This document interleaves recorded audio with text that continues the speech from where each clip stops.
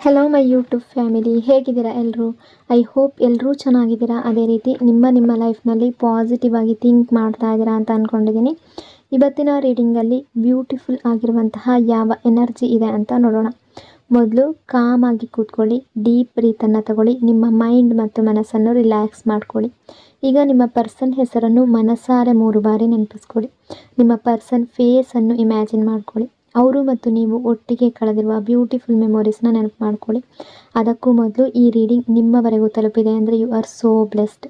ಯೂನಿವರ್ಸ್ಗೆ gratitude ಹೇಳಿ, thank you universe ಅಂತ ಹೇಳಿ ನಿಮ್ಮ ಪರ್ಸನ್ ಎನರ್ಜಿಯನ್ನು ಫೀಲ್ ಮಾಡಿ. ಬ್ಯೂಟಿಫುಲ್ ಆಗಿರುವ ಎನರ್ಜಿ ಬಂದಾಗ ಅದನ್ನು ರಿಸೀವ್ ಮಾಡ್ಕೊಳ್ಳಿ. ಇದು ಜನರಲ್ ರೀಡಿಂಗ್ ಆಗಿರುತ್ತೆ. ಸೊ ಎಲ್ಲ ವಿಷಯಗಳು ಎಲ್ಲರಿಗೂ ಕೂಡ ಮ್ಯಾಚ್ ಆಗಬೇಕು ಅಂತ ಇಲ್ಲ. ನಿಮ್ಮ ಸಿಚುವೇಶನ್ಗೆ ಮ್ಯಾಚ್ ಆಗುವ ಎನರ್ಜಿ ಮಾತ್ರ ರಿಸೀವ್ ಮಾಡ್ಕೊಳ್ಳಿ. ಯಾವುದಾದ್ರೂ ಭಾಗ ನಿಮಗೆ ಮ್ಯಾಚ್ ಆಗಲಿಲ್ಲ ಅಂದರೆ ಅದನ್ನು ಫೋರ್ಸ್ ಆಗಿ ತಗೊಳ್ಬೇಡಿ, ಸಿಂಪಲ್ ಆಗಿ ಸ್ಕಿಪ್ ಮಾಡಿ.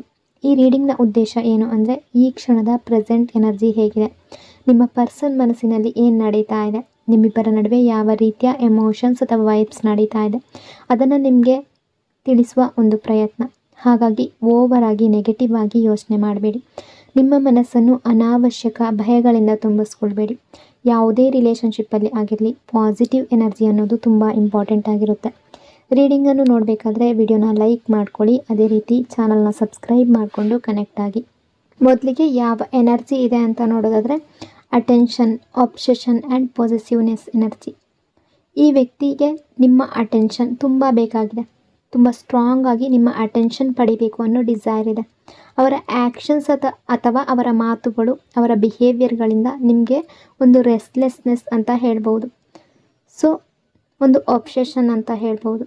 ಅದು ನಿಮಗೆ ಕಾಣಿಸ್ಬೋದು ಅಥವಾ ಈಗಾಗಲೇ ಕಾಣಿಸ್ತಾ ಇರ್ಬೋದು. ಮುಂದೆ ನೀವು ಈ ವಿಷಯವನ್ನು ನೋಟಿಸ್ ಮಾಡ್ತೀರಾ. ಇವರ ನೆಕ್ಸ್ಟ್ ಮೂವ್ ಏನಾಗಿರುತ್ತೆ, ಇವರು ನಿಮ್ಮನ್ನು ತುಂಬ ಚೇಸ್ ಮಾಡುವ ಎನರ್ಜಿಯಲ್ಲಿರ್ತಾರೆ. ಸೊ ಈ ಪರ್ಸನ್ ಆಬ್ಸೆಷನ್ ಲೆವೆಲ್ ದಿನದಿಂದ ದಿನಕ್ಕೆ ಹೆಚ್ಚಾಗ್ತಾ ಇದೆ. ಈ ಪರ್ಸನ್ ಹೇಗಾದರೂ ಮಾಡಿ ನಿಮ್ಮ ಹತ್ರ ಬರಬೇಕು, ನಿಮ್ಮ ಹತ್ರ ಮಾತಾಡಬೇಕು ಅಂತ ಬಯಸ್ತಾ ಇದ್ದಾರೆ. ಈ ರಿಲೇಷನ್ಶಿಪ್ ಅನ್ನೋದು ಕಂಟಿನ್ಯೂ ಮಾಡಬೇಕು ಅಂತ ಅಂದ್ಕೊಳ್ತಾ ಇದ್ದಾರೆ. ನಿಮ್ಮನ್ನು ದೂರ ಮಾಡ್ಕೊಳ್ಳೋದಕ್ಕೆ ಇಷ್ಟಪಡ್ತಾ ಇಲ್ಲ. ಸೊ ಈ ಆ್ಯಕ್ಷನನ್ನು ನೀವು ತುಂಬ ಬೇಗನೆ ನೋಡ್ತೀರಾ. ಇಲ್ಲಿ ಈ ಪರ್ಸನ್ ಯಾವುದೇ ಹೆಚ್ಚು ಯೋಚನೆ ಮಾಡದೆ ನಿಮ್ಮನ್ನು ಚೇಸ್ ಮಾಡುವಂತಹ ಎನರ್ಜಿಯಲ್ಲಿದ್ದಾರೆ. ನಿಮ್ಮ ಮೇಲೆ ಇವರ ಆಬ್ಸೆಷನ್ ಅನ್ನೋದು, ಪ್ಯಾಷನ್ ಅನ್ನೋದು ದಿನದಿಂದ ದಿನಕ್ಕೆ ಹೆಚ್ಚಾಗ್ತಾ ಇದೆ. ಈ ಪರ್ಸನ್ಗೆ ನಿಮ್ಮ ಬಗ್ಗೆ ಫೀಲಿಂಗ್ಸ್ ಅನ್ನೋದು ತುಂಬ ಜಾಸ್ತಿ ಆಗಿದೆ, ಜೆನ್ಯೂನ್ ಆಗಿದೆ, ತುಂಬ ರಿಯಲ್ ಆಗಿ ನಿಮ್ಮ ಬಗ್ಗೆ ಹಾರ್ಟ್ನಿಂದ ಲವ್ ಫೀಲ್ ಮಾಡ್ತಾ ಇದ್ದಾರೆ. ಸೊ ಇವರ ಆ್ಯಕ್ಷನ್ನಲ್ಲಿ ನಿಮಗೆ ಇದೇ ಪ್ರಾಬ್ಲಮ್ ಇದೆ ಅಲ್ವಾ. ಈ ಪರ್ಸನ್ ಯಾವುದೇ ಆ್ಯಕ್ಷನ್ ತೋರಿಸೋದಿಲ್ಲ, ಲವ್ ತೋರಿಸೋದಿಲ್ಲ ಅನ್ನೋ ಪ್ರಾಬ್ಲಮ್ ಇದ್ದರೆ ಅದು ಈಗ ಎಂಡ್ ಆಗ್ತಾ ಇದೆ. ಈ ಪರ್ಸನ್ ಅವರ ಲವ್ವನ್ನು ಹಾರ್ಟ್ನಿಂದ ಫೀಲ್ ಮಾಡೋದಕ್ಕೆ ಶುರು ಮಾಡಿದ್ದಾರೆ. ನಿಮಗೆ ಅವರ ಮನಸ್ಸಿನಲ್ಲಿರುವ ಮಾತುಗಳನ್ನು ತಿಳಿಸ್ಬೇಕು ಅಂತ ಬಯಸ್ತಾ ಇದ್ದಾರೆ. ಸೊ ನಿಮ್ಮನ್ನು ಎಷ್ಟು ಲೈಕ್ ಮಾಡ್ತಾರೆ ಅದನ್ನು ನಿಮ್ಮ ಹತ್ರ ಶೇರ್ ಮಾಡಬೇಕು ಅಂತ ಅಂದ್ಕೊಳ್ತಾ ಇದ್ದಾರೆ. ಫೈನಲಿ ನಿಮ್ಮ ವ್ಯಾಲ್ಯೂ ಗೊತ್ತಾಗಿದೆ. ನೀವು ಏನು ಅನ್ನೋದು, ನೀವು ಎಷ್ಟು ಸ್ಪೆಷಲ್ ಅನ್ನೋದು, ನೀವು ಎಷ್ಟು ಪರ್ಫೆಕ್ಟ್ ಇದ್ದೀರಾ, ನಿಮ್ಮಲ್ಲಿ ಯಾವುದೇ ಕೊರತೆ ಇಲ್ಲ. ಹುಡುಕಿದ್ರೂ ಕೂಡ ನಿಮ್ಮಲ್ಲಿ ಯಾವುದೇ ಕೊರತೆ ಅನ್ನೋದು ಅವರಿಗೆ ಸಿಗೋದಿಲ್ಲ.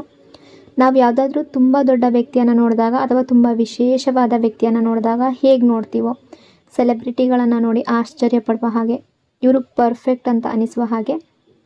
ಸೊ ಲಿಟ್ರಲಿ ಈ ವ್ಯಕ್ತಿ ಕೂಡ ನಿಮ್ಮಲ್ಲಿ ನೀವು ತುಂಬ ಪರ್ಫೆಕ್ಟ್ ಅಂತ ನೋಡ್ತಾರೆ. ನಿಮ್ಮಲ್ಲಿ ಕೊರತೆ ಹುಡುಕಿದ್ರೂ ಅವರಿಗೆ ಸಿಗೋದಿಲ್ಲ ಅಂತ ಅವರಿಗೆ ಅನ್ನಿಸ್ತಾ ಇದೆ. ನೀವು ಎಷ್ಟು ಕಂಪ್ಲೀಟ್, ನೀವು ಪರ್ಫೆಕ್ಟ್ ಮತ್ತು ನಿಮ್ಮನ್ನು ಯಾರೂ ಬೀಟ್ ಮಾಡೋದಕ್ಕೆ ಆಗೋದಿಲ್ಲ ಅಂತ ಅನ್ನಿಸ್ತಾ ಇದೆ. ನಿಮಗಿಂತ ಬೆಟರ್ ಯಾರೂ ಸಿಗೋದಿಲ್ಲ ಅನ್ನೋ ರೀತಿ ಥಿಂಕ್ ಮಾಡ್ತಾ ಇದ್ದಾರೆ. ಹಾಗಾಗಿ ನಿಮ್ಮ ಬಗ್ಗೆ ಈ ಪರ್ಸನ್ಗೆ ನಿಮ್ಮ ವ್ಯಾಲ್ಯೂ ತುಂಬ ಚೆನ್ನಾಗಿ ಗೊತ್ತಿದೆ. ಮತ್ತು ಕೇವಲ ನಿಮ್ಮ ವ್ಯಾಲ್ಯೂ ಮಾತ್ರ ಅಲ್ಲ, ಈ ಪರ್ಸನ್ ನಿಮ್ಮನ್ನು ತುಂಬ ರೆಸ್ಪೆಕ್ಟ್ ಕೂಡ ಮಾಡ್ತಾ ಇದ್ದಾರೆ. ಅವರ ದೃಷ್ಟಿಯಲ್ಲಿ ನಿಮ್ಮ ವ್ಯಾಲ್ಯೂ ತುಂಬ ಇದೆ, ನಿಮ್ಮ ಬಗ್ಗೆ ತುಂಬ ರೆಸ್ಪೆಕ್ಟ್ ಇದೆ. ಅವರ ಲೈಫ್ನಲ್ಲಿ ನಿಮ್ಮ ಇಂಪಾರ್ಟೆನ್ಸ್ ಏನು, ಅವರ ಲೈಫ್ನಲ್ಲಿ ನೀವು ಯಾವ ಲೆವೆಲ್ನಲ್ಲಿ ಇದ್ದೀರಾ ಅನ್ನೋದನ್ನು ನಿಮಗೆ ತೋರಿಸ್ಬೇಕು ಅಂತ ಈ ಪರ್ಸನ್ ಬಯಸ್ತಾ ಇದ್ದಾರೆ. ಅವರ ಲೈಫ್ನಲ್ಲಿ ನಿಮಗೆ ತುಂಬ ಹೈ ವ್ಯಾಲ್ಯೂ ಕೊಡ್ತಾ ಇದ್ದಾರೆ. ಈ ಪರ್ಸನ್ನ ದೃಷ್ಟಿಯಲ್ಲಿ ನಿಮ್ಮ ವ್ಯಾಲ್ಯೂ ತುಂಬ ಹೈ ಆಗಿದೆ. Regret energy. ಒಂದು ಟೈಮ್ನಲ್ಲಿ ಈ ಪರ್ಸನ್ ನಿಮ್ಮನ್ನು ಚೀಟ್ ಮಾಡಿರ್ಬೋದು ಅಥವಾ ನಿಮ್ಮ ಜೊತೆ ಸುಳ್ಳು ಹೇಳಿರ್ಬೋದು, ಯಾವುದಾದ್ರೂ ವಿಷಯವನ್ನು ಹೈಡ್ ಮಾಡಿರ್ಬೋದು, ನಿಮ್ಮ ಹತ್ರ ಮೈಂಡ್ ಗೇಮ್ಸ್ ಆಡಿರ್ಬೋದು. ಸೊ ಸುಳ್ಳಾಗಿ ಲವ್ ತೋರಿಸಿರ್ಬೋದು, ಡ್ರೀಮ್ಸ್ ತೋರಿಸಿರ್ಬೋದು, ಅಥವಾ ನಿಮ್ಮ ಜೊತೆ ತುಂಬ ರೂಡಾಗಿ ಬಿಹೇವ್ ಮಾಡಿರ್ಬೋದು. ಸೊ ಆ ಪರ್ಸನ್ಗೆ ಅದರ ರಿಗ್ರೆಟ್ ಆಗ್ತಾ ಇದೆ. ತುಂಬ ಕೆಟ್ಟ ರೀತಿಯಲ್ಲಿ ರಿಗ್ರೆಟ್ ಮಾಡ್ಕೊಳ್ತಾ ಇದ್ದಾರೆ, ತುಂಬ ಬ್ಯಾಡ್ ಫೀಲ್ ಮಾಡ್ಕೊಳ್ತಾ ಇದ್ದಾರೆ. ಯಾಕೆಂದರೆ ಒಂದು ಟೈಮ್ನಲ್ಲಿ ಅವರು ನಿಮ್ಮನ್ನು ಹರ್ಟ್ ಮಾಡಿದ್ದಾರೆ, ನಿಮ್ಮ ಹಾರ್ಟ್ಗೆ ನೋವು ಕೊಟ್ಟಿದ್ದಾರೆ, ನಿಮ್ಮ ಜೊತೆ ತುಂಬ ರೂಡಾಗಿ ಬಿಹೇವ್ ಮಾಡಿದ್ದಾರೆ.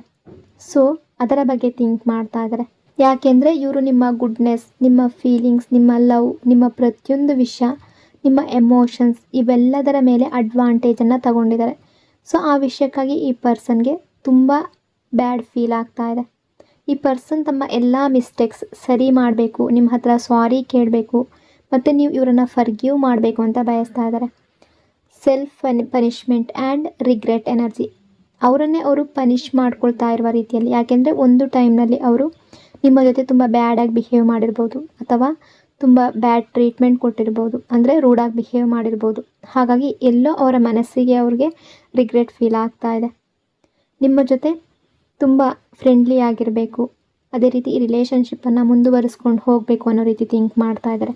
ನೀವು ಇವರ ಕಣ್ಣಲ್ಲಿ ಪರ್ಫೆಕ್ಟಾಗಿ ಕಾಣಿಸ್ತಾ ಇದ್ದೀರಾ. ಇವ್ರಿಗೆ ಅನ್ನಿಸ್ತಾ ಇದೆ ನಿಮಗಿಂತ ಬೆಟರ್ ಇನ್ಯಾರು ಇರ್ಬೋದು, ನಿಮಗಿಂತ ಬೆಟರ್ ಇನ್ನೇನು ಇರಬಹುದು, ಇವರು ನಿಮಗಿಂತ ಬೆಟರ್ ಯಾರೂ ಇಲ್ಲ ಅನ್ನೋ ರೀತಿ ಥಿಂಕ್ ಮಾಡ್ತಾ ಇದ್ದಾರೆ. ಇವರ ದೃಷ್ಟಿಯಲ್ಲಿ ನೀವು ಪರ್ಫೆಕ್ಟ್. ಈ ವ್ಯಕ್ತಿಗೆ ನಿಮ್ಮಲ್ಲಿ ಇಷ್ಟ ಆಗದೆ ಇರೋದು ಏನೂ ಇಲ್ಲ.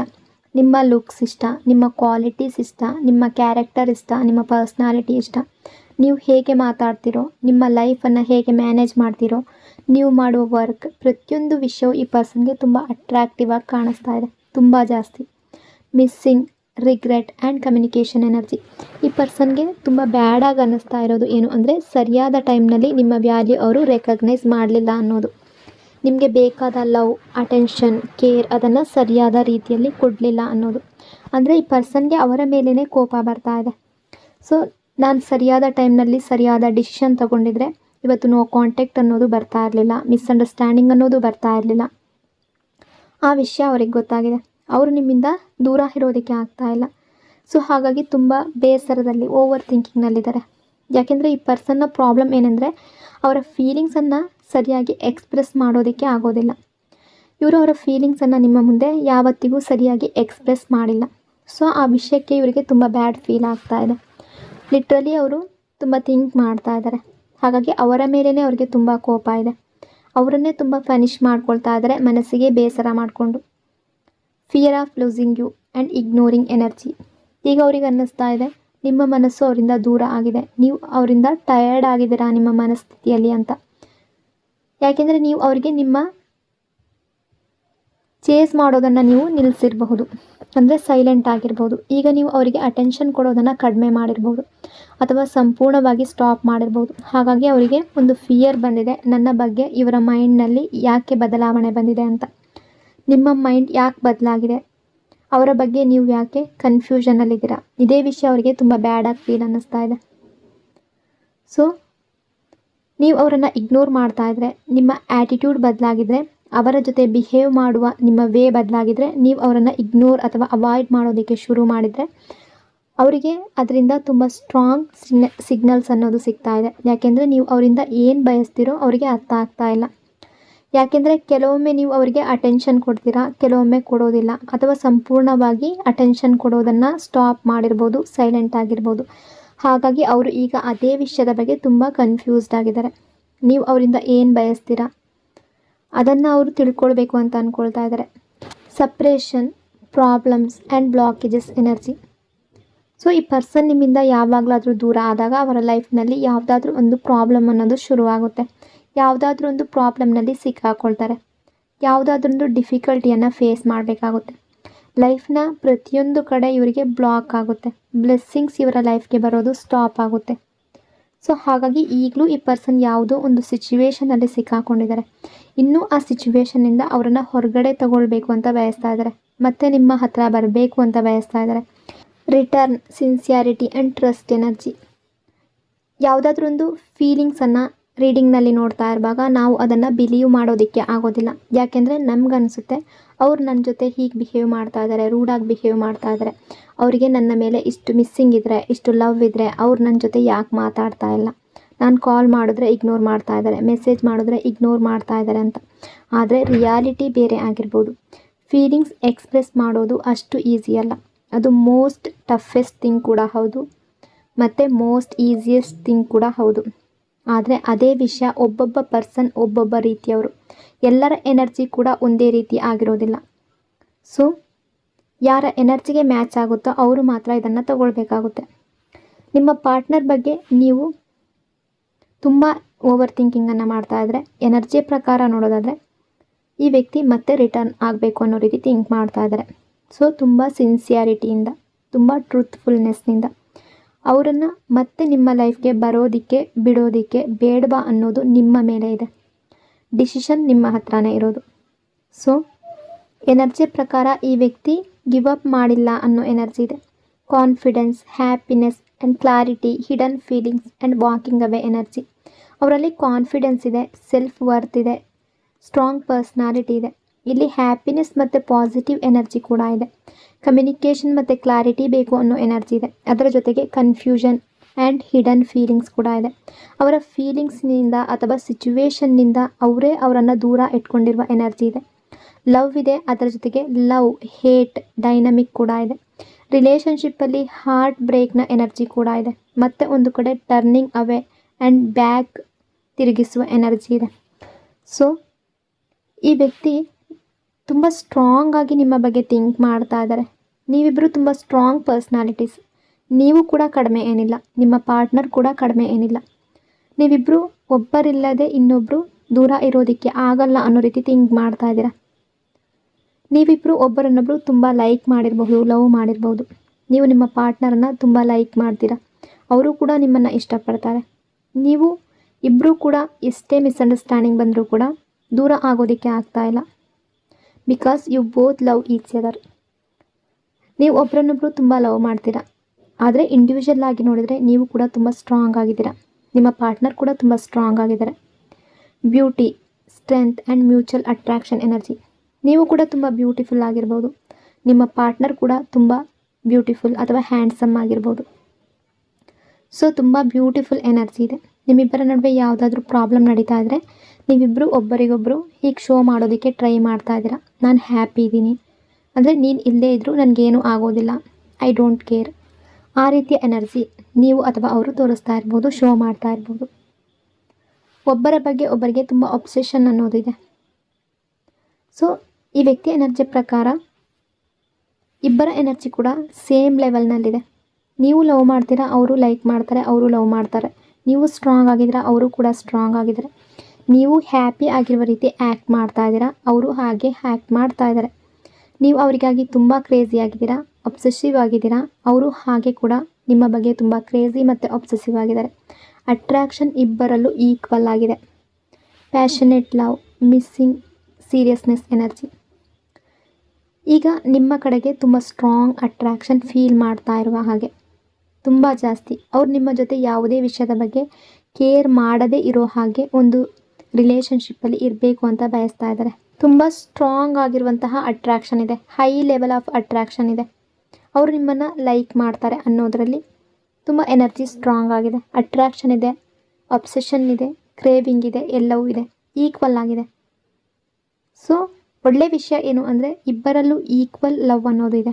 ಬಟ್ ಪ್ರಾಬ್ಲಮ್ ಏನಂದರೆ ರಿಲೇಷನ್ಶಿಪ್ಪಲ್ಲಿ ಸೀರಿಯಸ್ನೆಸ್ ಎಲ್ಲಿದೆ, ಎಕ್ಸ್ಪೆಷಲಿ ನಿಮ್ಮ ಪಾರ್ಟ್ನರಲ್ಲಿ ಸೀರಿಯಸ್ನೆಸ್ ಅನ್ನೋದು ಇಲ್ಲ. ಅವರು ನಿಮ್ಮ ಕಡೆಗೆ ತುಂಬ ಅಟ್ರ್ಯಾಕ್ಟೆಡ್ ಆಗಿದ್ದಾರೆ, ತುಂಬ ಅಟ್ರ್ಯಾಕ್ಷನ್ ಫೀಲ್ ಮಾಡ್ತಾರೆ, ನಿಮ್ಮ ಜೊತೆ ತುಂಬ ಟೈಮ್ ಸ್ಪೆಂಡ್ ಮಾಡಬೇಕು ಅಂತ ಅಂದ್ಕೊಳ್ತಾರೆ, ಪ್ಯಾಷನೇಟ್ ಲವ್ ಎಕ್ಸ್ಪೀರಿಯನ್ಸ್ ಮಾಡಬೇಕು ಅಂತ ಅಂದ್ಕೊಳ್ತಾರೆ. ಬಟ್ ಸೀರಿಯಸ್ನೆಸ್ ಎಲ್ಲಿದೆ? ರಿಲೇಷನ್ಶಿಪ್ ನಡೆಸಬೇಕಾದ್ರೆ ರೆಸ್ಪಾನ್ಸಿಬಿಲಿಟಿ ಕೂಡ ತಗೊಳ್ಬೇಕು. ಅದರಲ್ಲಿ ಈ ವ್ಯಕ್ತಿ ಸ್ವಲ್ಪ ಕಡಿಮೆ ಅನ್ನೋ energy. Happiness, pride and appreciation energy. So ಈ ವ್ಯಕ್ತಿ ತುಂಬ ಅಟ್ರ್ಯಾಕ್ಟೆಡ್ ಆಗಿದ್ದಾರೆ. ಹೊರಗಡೆ ಟೈಮ್ ಸ್ಪೆಂಡ್ ಮಾಡೋದು, ಮಾತಾಡೋದು, ನಿಮ್ಮ ಜೊತೆ ತುಂಬ ಟೈಮ್ ಸ್ಪೆಂಡ್ ಮಾಡೋದು, ಅವರಿಗೆ ನಿಮ್ಮ ಜೊತೆ ತುಂಬ ಹ್ಯಾಪಿ ಫೀಲ್ ಆಗುತ್ತೆ. ಇಷ್ಟು ಬ್ಯೂಟಿಫುಲ್ ಆಗಿರುವ ಅಥವಾ ಹ್ಯಾಂಡ್ಸಮ್ ಆಗಿರುವಂತಹ ವ್ಯಕ್ತಿ ಜೊತೆ ಅವರಿಗೆ ತುಂಬ ಹ್ಯಾಪಿನೆಸ್ ಅನ್ನೋದು ಸಿಗುತ್ತೆ. ಟೈಮ್ ಸ್ಪೆಂಡ್ ಮಾಡೋದಾಗಿರ್ಬೋದು, ಅವರನ್ನು ಅವರು ಪ್ರೌಡ್ ಫೀಲ್ ಮಾಡ್ಕೊಳ್ತಾರೆ, ಅಪ್ರಿಷಿಯೇಟ್ ಮಾಡ್ಕೊಳ್ತಾರೆ. ನಿಮ್ಮ ಮೇಲೆ ತುಂಬ ಅಟ್ರ್ಯಾಕ್ಷನ್ ಅನ್ನೋದಿದೆ. ಸೊ ನೀವಿಲ್ಲಿ ನಾನು ಹ್ಯಾಪಿ ಇದ್ದೀನಿ ಅಂತ ಶೋ ಮಾಡ್ತಾ ಇದ್ದೀರಾ, ಅವರು ಅಲ್ಲಿ ನಾನು ಹ್ಯಾಪಿ ಇದ್ದೀನಿ ಅಂತ ಶೋ ಮಾಡ್ತಾ ಇದ್ದಾರೆ. ಆದರೆ ನಿಮ್ಮಿಬ್ಬರ ಹ್ಯಾಪಿನೆಸ್ ಒಬ್ಬರಿಗೊಬ್ಬರು ಆಗಿದ್ದೀರಾ. ನೀವು ಅವ್ರ ಜೊತೆ ಎಷ್ಟು ಹ್ಯಾಪಿ ಆಗಿರ್ತೀರೋ ಅವರಿಲ್ಲದೆ ಎಷ್ಟು ಹ್ಯಾಪಿ ಆಗಿರೋದಿಲ್ವೋ, ಸೊ ಅದೇ ರೀತಿ ಅವರು ಕೂಡ ನೀವು ಇಲ್ಲದೆ ಹ್ಯಾಪಿ ಆಗಿರೋದಿಲ್ಲ. ಅವರು ನಿಮ್ಮ ಜೊತೆ ಎಷ್ಟು ಹ್ಯಾಪಿ ಆಗಿರ್ತಾರೋ ಒಬ್ಬರೇ ಇದ್ದಾಗ ಅಷ್ಟು ಹ್ಯಾಪಿ ಆಗಿರೋದಕ್ಕೆ ಆಗೋದಿಲ್ಲ. ಸೊ ಬೇರೆ ಹೊರಗಡೆ ಇದ್ದರೂ ಕೂಡ ಫ್ರೆಂಡ್ಸ್ಗಳ ಜೊತೆ ಅಥವಾ ಫ್ಯಾಮಿಲಿಯಲ್ಲಿ ಕೂಡ ಅವರು ಅಷ್ಟೊಂದು ಹ್ಯಾಪಿ ಫೀಲ್ ಮಾಡೋದಿಲ್ಲ. ಸೊ ಇದು ತುಂಬ ನ್ಯಾಚುರಲ್ ವಿಷಯ. ನೀವು ಫೋಕಸ್ ಮಾಡಿ ಫೀಲ್ ಮಾಡ್ತಾ ಇರುವಂಥದ್ದಲ್ಲ. ಈ ಫೀಲಿಂಗ್ ಮ್ಯೂಚುವಲ್ ಆಗಿದೆ. ನೀವಿಬ್ಬರು ಒಬ್ಬರ ಜೊತೆ ಒಬ್ಬರು ತುಂಬ ಹ್ಯಾಪಿಯಾಗಿರ್ತೀರ, ತುಂಬ ಜಾಸ್ತಿ ಹ್ಯಾಪಿಯಾಗಿರ್ತೀರ. Separation, sadness and self reflection energy. ನಿಮ್ಮಿಬ್ಬರ ನಡುವೆ ಸೆಪ್ರೇಷನ್ ನಡೀತಾ ಇದ್ದರೆ ಅಥವಾ ನೋ ಕಾಂಟ್ಯಾಕ್ಟ್ ಸಿಚುವೇಶನ್ ಇದ್ದರೆ, ಝೀರೋ ಕಾಂಟ್ಯಾಕ್ಟ್ ಆಗಿದ್ರೆ, ಬ್ರೇಕಪ್ ಆಗಿದ್ರೆ, ಯಾವುದೇ ಮಿಸ್ಅಂಡರ್ಸ್ಟ್ಯಾಂಡಿಂಗ್ ಆಗಿದ್ರೆ, ಫೈಟ್ ಅಥವಾ ಜಗಳ ಅನ್ನೋದು ಆಗಿದ್ರೆ, ಈ ವ್ಯಕ್ತಿ ಕೂಡ ಹ್ಯಾಪಿಯಾಗಿಲ್ಲ. ಅವರು ಹ್ಯಾಪಿಯಾಗಿ ಕಾಣಿಸ್ತಾ ಇಲ್ಲ, ತುಂಬ ಸ್ಯಾಡ್ ಆಗಿದ್ದಾರೆ, ತುಂಬ ಟ್ರ್ಯಾಪ್ಡ್ ಫೀಲ್ ಮಾಡ್ತಾ ಇದ್ದಾರೆ, ತುಂಬ ಯೋಚನೆ ಮಾಡ್ತಾ ಇದ್ದಾರೆ. ಆದರೆ ಯಾವುದೇ ಕನ್ಕ್ಲೂಷನ್ಗೆ ಬರೋದಕ್ಕೆ ಆಗ್ತಾ ಇಲ್ಲ. ಓಕೆ, ಈ ಟೈಮ್ನಲ್ಲಿ ಅವರು ಅವರೊಳಗೆ ತುಂಬ ಸ್ಯಾಡ್ ಫೀಲ್ ಮಾಡ್ಕೊಳ್ತಾ ಇದ್ದಾರೆ. ನನ್ನಿಂದ ಏನು ಮಿಸ್ಟೇಕ್ ಆಯಿತು, ನಾನು ಅವ್ರ ಜೊತೆ ಯಾವ ರೀತಿ ಬಿಹೇವ್ ಮಾಡಿದೆ, ಅವರನ್ನು ಹೇಗೆ ಟ್ರೀಟ್ ಮಾಡಬೇಕು, ಪಾಸ್ಟ್ನಲ್ಲಿ ಅವ್ರ ಜೊತೆ ನಾನು ಏನು ತಪ್ಪು ಮಾಡಿದೆ, ಅದನ್ನು ಹೇಗೆ ಕರೆಕ್ಟ್ ಮಾಡ್ಬೋದು ಅಥವಾ ಅದನ್ನು ಹೇಗೆ ಈಗ ಸರಿ ಮಾಡ್ಬೋದು, ಇದೆಲ್ಲವನ್ನು ಥಿಂಕ್ ಮಾಡ್ತಾ ಇದ್ದಾರೆ. ಇದೆಲ್ಲ ಒಳ್ಳೆಯ ವಿಷಯ. ಏನಂದರೆ ಅವರು ದೂರ ಇದ್ದು ನಿಮಗಾಗಿ ಸಫರ್ ಮಾಡ್ತಾ ಇದ್ದಾರೆ, ನೀವು ಅವರಿಗಾಗಿ ಸಫರ್ ಮಾಡ್ತಾ ಇದ್ದೀರ. ಆದರೆ ಕನಿಷ್ಠ ಆ ಸಮಯವನ್ನು ಅವರನ್ನು ಅಂಡರ್ಸ್ಟ್ಯಾಂಡ್ ಮಾಡ್ಕೊಳ್ಳೋದಕ್ಕೆ ಯೂಸ್ ಮಾಡ್ತಾ ಇದ್ದಾರೆ. ಹಾಗಾಗಿ ಅವರು ನಿಮ್ಮ ಹತ್ರ ಬಂದಾಗ ಇಂಪ್ರೂವ್ ಆಗಿ ಬರ್ತಾರೆ. ಓಕೆ, ನೀವು ತುಂಬ ಚೇಂಜಸ್ ನೋಡ್ತೀರಾ, ತುಂಬ ಮೆಚ್ಯೂರಿಟಿ ನೋಡ್ತೀರಾ, ತುಂಬ ಸೀರಿಯಸ್ನೆಸ್ ನೋಡ್ತೀರಾ. ಪಾಸ್ಟ್ನಲ್ಲಿ ಅವರು ಮಾಡಿದ ಮಿಸ್ಟೇಕ್ಸನ್ನು ಮತ್ತೆ ನಿಮ್ಮ ಜೊತೆ ರಿಪೀಟ್ ಮಾಡಬಾರ್ದು ಅಂತ ಟ್ರೈ ಮಾಡ್ತಾರೆ. ಓಕೆ, ಹಾಗಾಗಿ ಥ್ಯಾಂಕ್ಫುಲ್ ಆಗಿರಿ ಈ ಡಿಸ್ಟೆನ್ಸ್ ಬಂದಿರೋದಕ್ಕೆ.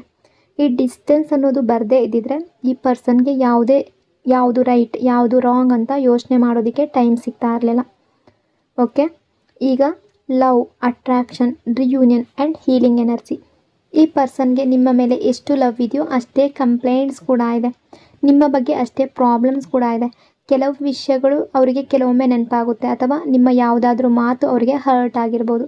ಹಾಗಾಗಿ ಇಲ್ಲಿ ಒಂದು ಲವ್ ಹೇಟ್ ಡೈನಮಿಕ್ ಕೂಡ ಇದೆ. ಈ ವ್ಯಕ್ತಿಗೆ ನಿಮ್ಮ ಮೇಲೆ ಲವ್ ಕೂಡ ಬರ್ತಾ ಇದೆ, ಸಿಟ್ಟು ಕೂಡ ಬರ್ತಾ ಇದೆ, ಕೆಲವೊಮ್ಮೆ ಇರಿಟೇಷನ್ ಕೂಡ ಆಗ್ತಾ ಇದೆ. ಹಾಗಾಗಿ ಎರಡೂ ಫೀಲಿಂಗ್ಸ್ ಇದೆ ಮತ್ತು ಎರಡೂ ಬೇಕು ಕೂಡ. ರಿಲೇಷನ್ಶಿಪ್ಪಲ್ಲಿ ಕೇವಲ ಸ್ವೀಟ್ ಆಗಿ ಮಾತ್ರ ಇರೋದಕ್ಕೆ ಆಗೋದಿಲ್ಲ. ಸ್ವಲ್ಪ ಸೀರಿಯಸ್ ಆಗಿ, ಸ್ವಲ್ಪ ಶಾರ್ಪ್ನೆಸ್, ಫೈಟ್, ಇದೆಲ್ಲವೂ ಸಾಮಾನ್ಯ. ಯಾವುದೇ ರಿಲೇಷನ್ಶಿಪ್ಪಲ್ಲಿ ಈ ವಿಷಯಗಳು ಬೇಸಿಕ್ ಆಗಿ ಇರುತ್ತೆ. ಹಾಗಾಗಿ ನೀವಿಬ್ಬರೂ ಕೂಡ ಲವ್ ಮಾಡ್ತಾ ಇದ್ದೀರಾ, ಆದರೆ ಕೆಲವೊಮ್ಮೆ ಕೆಲವು ಟ್ರಿಗರ್ಸ್ ಆಗಿ ನೀವು ಒಬ್ಬರನ್ನೊಬ್ಬರ ಹೇಟ್ ಮಾಡುವ ಕೂಡ ಹಾಗೆ ಬಿಹೇವ್ ಮಾಡಿರಬಹುದು. Third situation and finance and blockages energy. ನಿಮ್ಮಿಬ್ಬರ ರಿಲೇಷನ್ಶಿಪ್ಪಲ್ಲಿ ಥರ್ಡ್ ಪಾರ್ಟಿ ಸಿಚುವೇಶನ್ ಕೂಡ ಬಂದಿರ್ಬೋದು. ಥರ್ಡ್ ಪಾರ್ಟಿ ಅನ್ನೋದು ಕೇವಲ ರೊಮ್ಯಾಂಟಿಕ್ ರಿಲೇಷನ್ಶಿಪ್ ಮಾತ್ರ ಅಂತ ತಗೊಳ್ಳೋದಲ್ಲ. ಅದು ಫ್ಯಾಮಿಲಿ ಆಗಿರ್ಬೋದು, ಸಿಚುವೇಶನ್ ಆಗಿರ್ಬೋದು, ಅವರ ಜಾಬ್ ಆಗಿರ್ಬೋದು, ಕೆರಿಯರ್ ಆಗಿರ್ಬೋದು. ಸೊ ಫೈನಾನ್ಷಿಯಲ್ ವಿಷಯ ಕೂಡ ಆಗಿರ್ಬೋದು. ಹೆಚ್ಚಾಗಿ ಮನಿ ಅಥವಾ ಫೈನಾನ್ಷಿಯಲ್ ಪ್ರಾಬ್ಲಮ್ ಕೂಡ ಇರಬಹುದು. ಅದರ ಕಾರಣದಿಂದ ಈ ವ್ಯಕ್ತಿ ಸಂಪೂರ್ಣವಾಗಿ ನಿಮ್ಮ ಕಡೆಗೆ ಗಮನ ಕೊಡೋದಕ್ಕೆ ಆಗದೇ ಇರ್ಬೋದು. Balance, ego and self value energy. ನೀವು ಈ ಪರ್ಸನ್ ಹಿಂದೆ ಎಷ್ಟು ಹೆಚ್ಚು ಚೇಸ್ ಮಾಡ್ತೀರೋ, ಎಷ್ಟು ಹೆಚ್ಚು ಓಡ್ತೀರೋ, ಅಥವಾ ನನಗೆ ನೀನಿಲ್ಲದೆ ಇರೋದಕ್ಕೆ ಆಗೋದಿಲ್ಲ ಅಂತ ಎಷ್ಟು ಹೆಚ್ಚು ಶೋ ಮಾಡ್ತೀರೋ ಅಷ್ಟು ಈ ಪರ್ಸನ್ ನಿಮ್ಮಿಂದ ದೂರ ಓಡ್ತಾರೆ. ಓಕೆ, ಯಾಕೆಂದರೆ ಪ್ರಾಬ್ಲಮ್ ಏನಂದರೆ ನೀವು ಎಷ್ಟು ಸ್ಟ್ರಾಂಗ್ ಆಗಿದ್ದೀರೋ ಈ ಪರ್ಸನ್ ಕೂಡ ಅಷ್ಟೇ ಸ್ಟ್ರಾಂಗ್. ನಿಮ್ಮಲ್ಲಿ ಈಗೋ ಇದ್ದರೆ ಅವರಲ್ಲೂ ಈಗೋ ಇದೆ. ಹಾಗಾಗಿ ನೀವು ಎಷ್ಟು ಬ್ಯಾಲೆನ್ಸ್ ಇಟ್ಕೊಳ್ತೀರೋ ಅಥವಾ ನಿಮ್ಮ ಸೆಲ್ಫ್ ವ್ಯಾಲ್ಯೂ ಎಷ್ಟು ಅಂಡರ್ಸ್ಟ್ಯಾಂಡ್ ಮಾಡ್ತೀರೋ ಅಷ್ಟು ಬೆಟರ್. ಆದರೆ ಪ್ರತಿಯೊಂದು ವಿಷಯದಲ್ಲೂ ಬ್ಯಾಲೆನ್ಸ್ ಇರಲಿ. ನಿಮ್ಮ ಆ್ಯಂಗರ್ ಬಂದರೂ, ನಿಮ್ಮ ಪಾಯಿಂಟ್ ಇಟ್ಟರು, ಸ್ಟ್ಯಾಂಡ್ ತೊಗೊಂಡ್ರು, ಸ್ವಲ್ಪ ಅಗೇನ್ಸ್ಟ್ ಹೋದರೂ ಸ್ವಲ್ಪ ಕಡಿಮೆ ಇರಬೇಕು.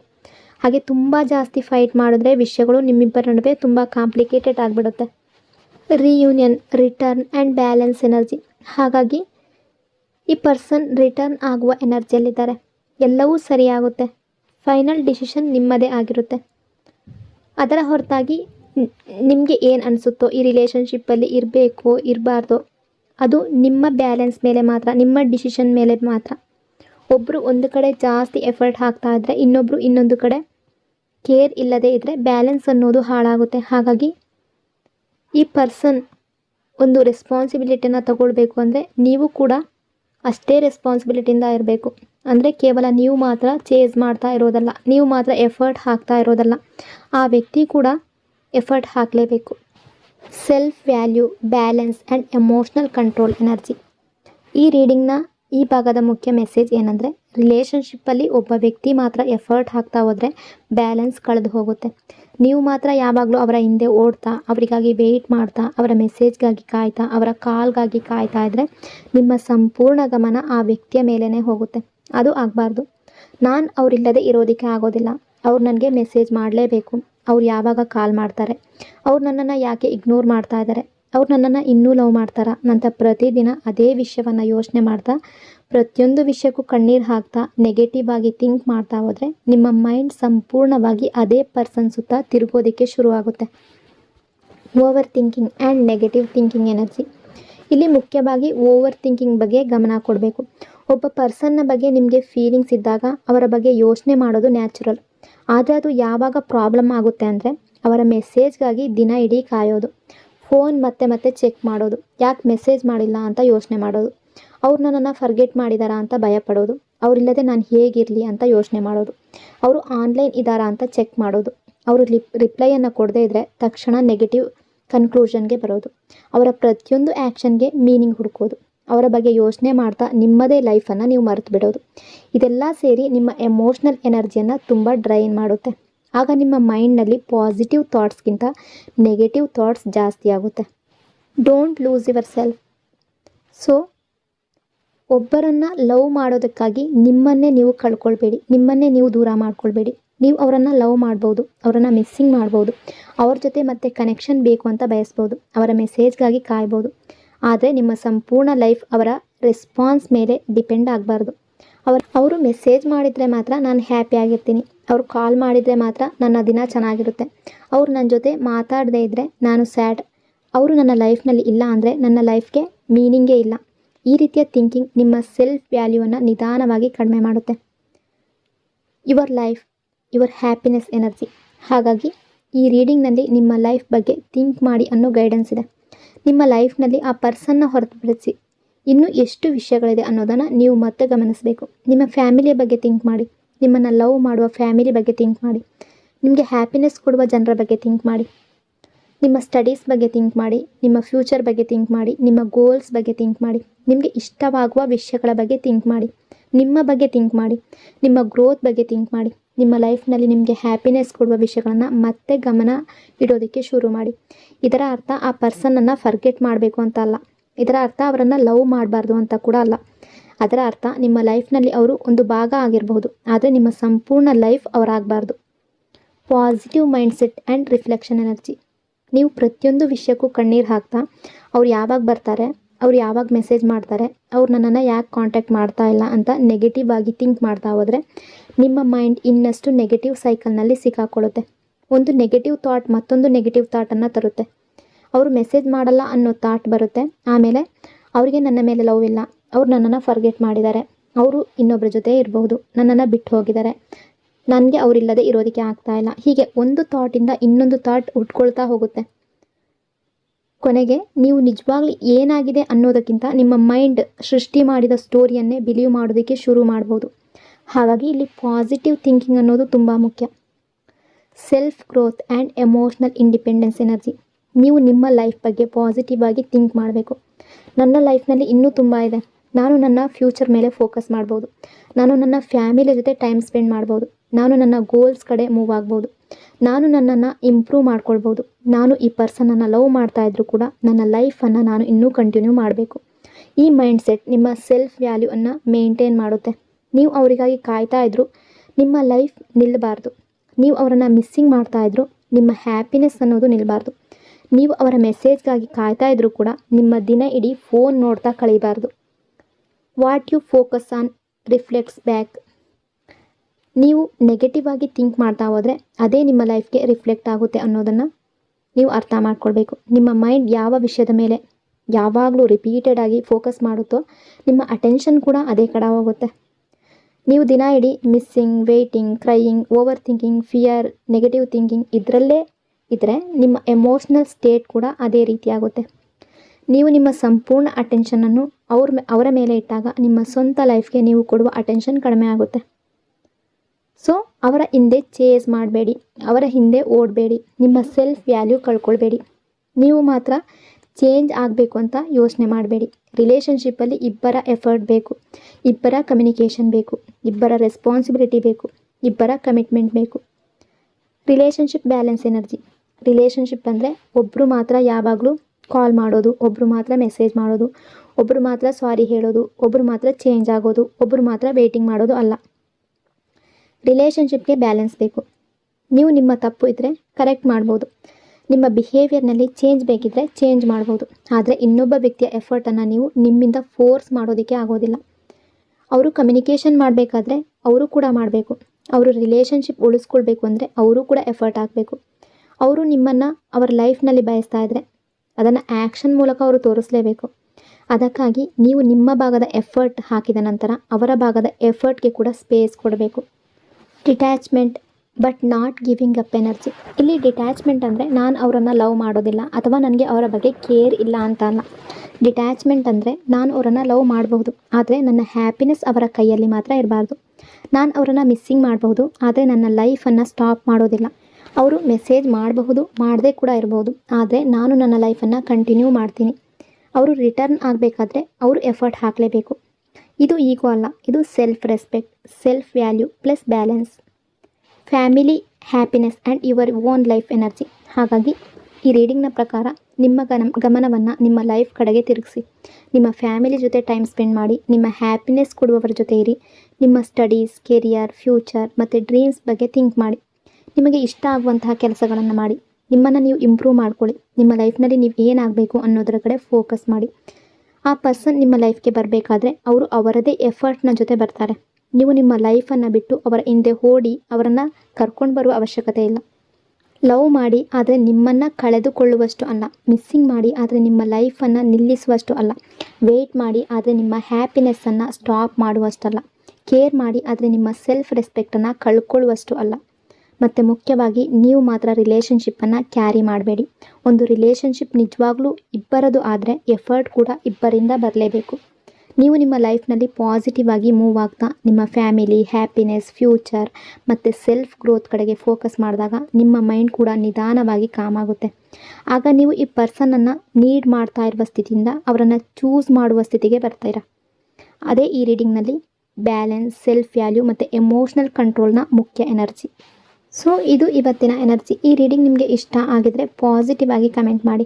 ನಿಮ್ಮ ಮನಸ್ಸಿಗೆ ಒಳ್ಳೆಯದಾಗಿ ಅನಿಸಿದ ವಿಷಯಗಳನ್ನು, ನಿಮಗೆ ಹೋಪ್ ಕೊಟ್ಟ ಮೆಸೇಜ್ಗಳನ್ನು, ನಿಮಗೆ ಕನೆಕ್ಟ್ ಆದ ಫೀಲಿಂಗ್ಸ್ಗಳನ್ನು ನ್ಯಾಚುರಲ್ ಆಗಿ ಶೇರ್ ಮಾಡಿ. ಆದರೆ ಕಮೆಂಟ್ಸ್ನಲ್ಲಿ ಕೂಡ ಕೆಲವರು ನಿಮ್ಮ ಪ್ರಾಬ್ಲಮ್ಸ್ ಬಗ್ಗೆ ಹೇಳ್ತಾ, ನಾನು ತುಂಬ ಸ್ಯಾಡ್ ಇದ್ದೀನಿ, ಅವ್ರು ನನಗೆ ಮೆಸೇಜ್ ಮಾಡ್ತಾ ಇಲ್ಲ, ಅವ್ರು ನನ್ನನ್ನು ಬಿಟ್ಟು ದೂರ ಹೋಗಿದ್ದಾರೆ ಅಂತ ಮತ್ತೆ ಮತ್ತೆ ಕಣ್ಣೀರು ಹಾಕ್ತಾ ಅದೇ ನೆಗೆಟಿವ್ ಥಿಂಗ್ಸನ್ನು ರಿಪೀಟ್ ಮಾಡ್ತಾ ಹೋದರೆ ನಿಮ್ಮ ಅಟೆನ್ಷನ್ ಮತ್ತೆ ಅದೇ ನೆಗೆಟಿವ್ ಎನರ್ಜಿ ಕಡೆಗೆ ಹೋಗ್ತಾ ಇರುತ್ತೆ. ನೀವು ಒಳಗಿನಿಂದ ಈಗಾಗಲೇ ಒಂದು ವಿಷಯವನ್ನು ಫೀಲ್ ಮಾಡ್ತಾ ಇದ್ದೀರಾ, ಅದನ್ನೇ ಕಮೆಂಟ್ಸ್ನಲ್ಲಿ ಮತ್ತೆ ಮತ್ತೆ ಬರಿತಾ ಹೋದರೆ ನಿಮ್ಮ ಮೈಂಡ್ ಕೂಡ ಅದೇ ವಿಷಯದ ಮೇಲೆ ಇನ್ನಷ್ಟು ಫೋಕಸ್ ಮಾಡುತ್ತೆ. ಹಾಗಾಗಿ ಕಮೆಂಟ್ಸ್ ಕೂಡ ಪಾಸಿಟಿವ್ ಎನರ್ಜಿಯಿಂದ ಇರಲಿ. ನನ್ನ ಲೈಫ್ನಲ್ಲಿ ಎಲ್ಲವೂ ಒಳ್ಳೆಯದಾಗಲಿ, ನನಗೆ ಬೇಕಾದ ಕ್ಲಾರಿಟಿ ಸಿಗಲಿ, ನನ್ನ ರಿಲೇಷನ್ಶಿಪ್ ಬ್ಯಾಲೆನ್ಸ್ ಬರಲಿ, ನನ್ನ ಲೈಫ್ನಲ್ಲಿ ಹ್ಯಾಪಿನೆಸ್ ಹೆಚ್ಚಾಗಲಿ, ನನಗೆ ಒಳ್ಳೆಯ ಫ್ಯೂಚರ್ ಸಿಗಲಿ. ಆ ರೀತಿಯ ಪಾಸಿಟಿವ್ ಕಮೆಂಟ್ ಮಾಡೋದ್ರಿಂದ ಪಾಸಿಟಿವಿಟಿ ಅನ್ನೋದು ಹೆಚ್ಚಾಗುತ್ತೆ. ಕೇವಲ ಕಣ್ಣೀರು ಹಾಕೋದು, ಪ್ರಾಬ್ಲಮ್ಸನ್ನು ಮತ್ತೆ ಮತ್ತೆ ಹೇಳ್ಕೊಳ್ಳೋದು, ನೆಗೆಟಿವ್ ಆಗಿ ಥಿಂಕ್ ಮಾಡೋದು, ಇವೆಲ್ಲವನ್ನು ಕಡಿಮೆ ಮಾಡಿ ನಿಮ್ಮ ಎನರ್ಜಿಯನ್ನು ಪಾಸಿಟಿವ್ ಕಡೆಗೆ ಶಿಫ್ಟ್ ಮಾಡಿ. ಯಾಕೆಂದರೆ ನೀವು ಯಾವ ವಿಷಯದ ಮೇಲೆ ನಿಮ್ಮ ಅಟೆನ್ಷನ್, ಥಾಟ್ಸ್ ಮತ್ತು ಎಮೋಷನ್ಸನ್ನು ಮತ್ತೆ ಮತ್ತೆ ಇಡ್ತಿರೋ ಅದೇ ವಿಷಯ ನಿಮ್ಮ ಮೈಂಡ್ನಲ್ಲಿ ಇನ್ನಷ್ಟು ಸ್ಟ್ರಾಂಗ್ ಆಗುತ್ತಾ ಹೋಗುತ್ತೆ. ಹಾಗಾಗಿ ಈ ರೀಡಿಂಗ್ ನಿಮಗೆ ಇಷ್ಟ ಆಗಿದರೆ ಪಾಸಿಟಿವ್ ಆಗಿ ಕಮೆಂಟ್ ಮಾಡಿ, ಪಾಸಿಟಿವ್ ಆಗಿ ಥಿಂಕ್ ಮಾಡಿ, ನಿಮ್ಮ ಲೈಫ್ ಬಗ್ಗೆ ಕೂಡ ಫೋಕಸ್ ಮಾಡಿ. Thank you so much.